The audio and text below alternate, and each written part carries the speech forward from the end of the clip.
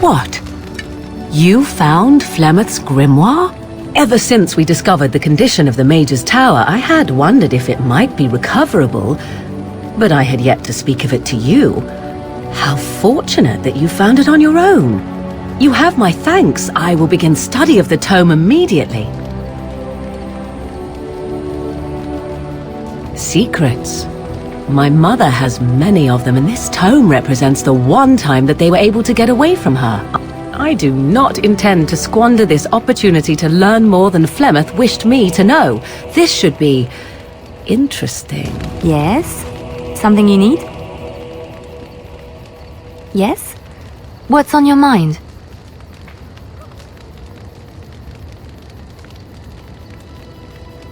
Of course I do.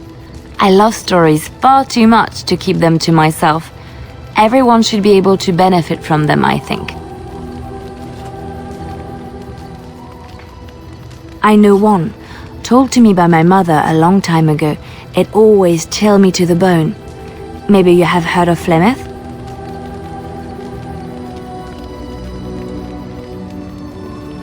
Are you sure?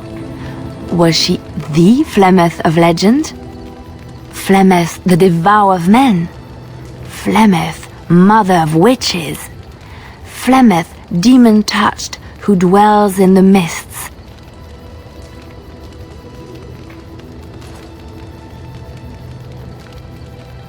Ferelden mothers scare their daughters with talk of Flemeth. They say that if you're bad, Flemeth will spirit you away and bind you to her forever. They also say that Flemeth mourns her lost beauty and will steal yours through your looking glass if she catches you. Flemeth's beauty was known throughout the land. She had hair like unto a moonless night, skin as pale as winter's first snow, and eyes as beautiful and perilous as the sea.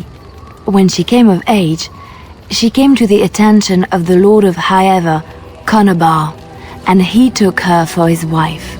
Conor soon learned that his young bride had the gift of magic. He kept this a secret, for he feared that she would be taken from him. Flemeth stayed with Conor for some years, and with his blessing, she practiced her art. And then one day, a young poet named Osen came to the castle. Flemeth was captivated by Osen's voice, and he by her beauty, and they fell in love. Flemeth longed to be with her true love, and she and Osen fled from Conor's lands, seeking refuge in the Kokari wilds with the Chasing tribes. They lived there happily for many a year, till the day Flemeth received news that Conor was dying and longed to see her face one last time. Flemeth's heart swelled with pity for the man who once was her husband, and begged Osen to return to Conor's side with her. But when Flemeth and Osen entered Highever, they were captured by Conor's men, and Osen was slain in front of Flemeth's eyes. Flemeth was imprisoned in the highest tower of the castle, there to await Conor's judgment on her. Distraught at the loss of her love, Flemeth plotted revenge against her husband. She summoned a fey demon, intending for it to wreak vengeance on Conor. But a spell went awry. The demon possessed Flemeth. Turning her into an abomination, the halls of the castle ran red with blood as Flemeth slaughtered Conor and all his men. The last of Flemeth's humanity melted away, and at dawn, she stole back to the wilds to plot and scheme for 100 years.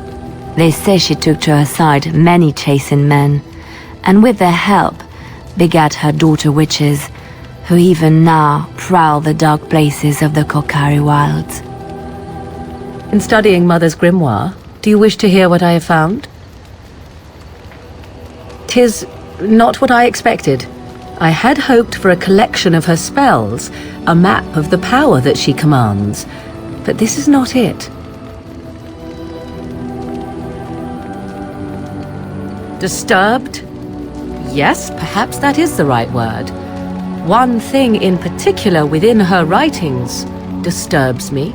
Here, in great detail, Flemeth explains the means by which she has survived for centuries.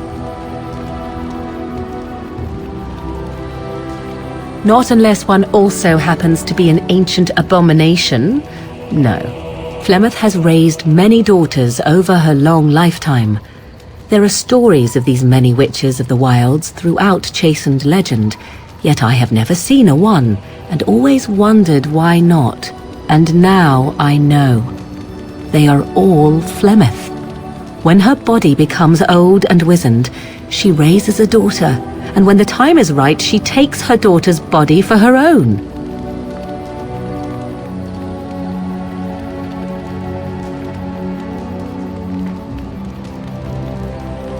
Indeed, that is primarily what this tome details, the various daughters that Flemeth has acquired, their preparation and training. I recognize all of it. I am to be her next host. This is my purpose. I do not know. Perhaps 'tis as she said, the Darkspawn threaten her as much as they threaten anyone else. Or perhaps she believes that this journey will make me more powerful. According to the tome, if the host is already powerful and trained in magic, it takes far less time for Flemeth to settle in.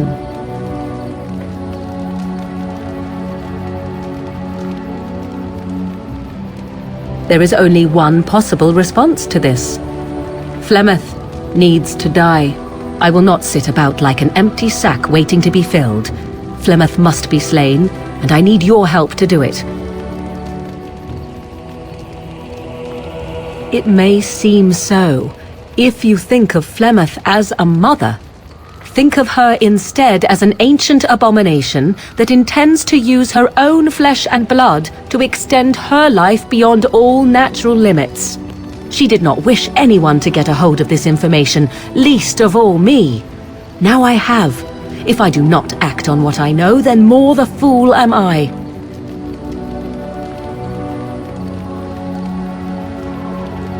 Because if she is slain while I am near, I am not certain that she will not simply be able to take possession of me right there. So obviously I cannot be the one to do it.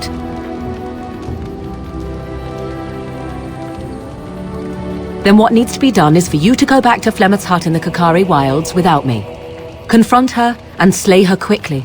I doubt she will truly be dead even then, but it will take her years to find a new host and recover her power, if that is even possible. The thing I must have is her true grimoire. With it, I can defend against her power in the future. Everything else in her hut is yours.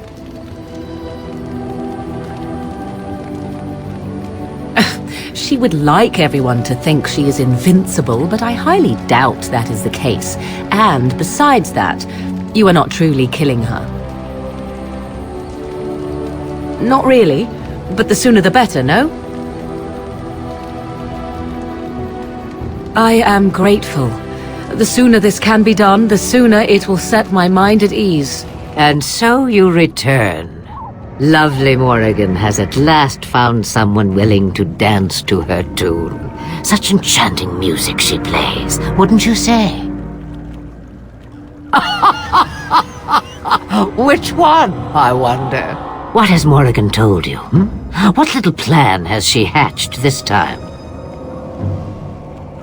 That she does. The question is, do you? Ah, but it is an old, old story.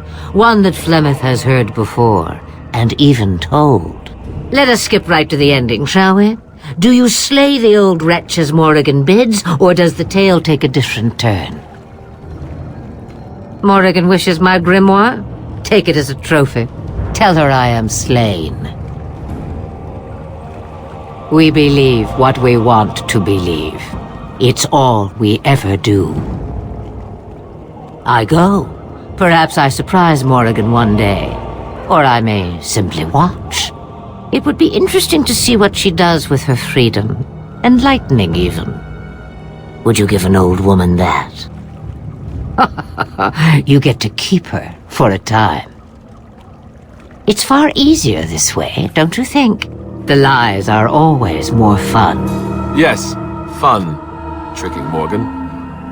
Oh, who am I kidding? That does sound fun. I'm a bad man. The book is inside the hut, with notes and spells enough to make even Morrigan blush with delight. You and I will not meet again. That I guarantee. Change your mind already? I change knickers less quickly. Wouldn't we all, alas? Back to this again. Sabers rattling and jaws firmly planted on the floor. Oh, do something. Then do leave an old woman in peace. So many visitors. Next they'll be putting in a road, maybe an inn. Mother's real grimoire, is it? I am glad you were able to find it after all. My thanks for retrieving it. I shall begin studying it immediately and unlock the power that it holds.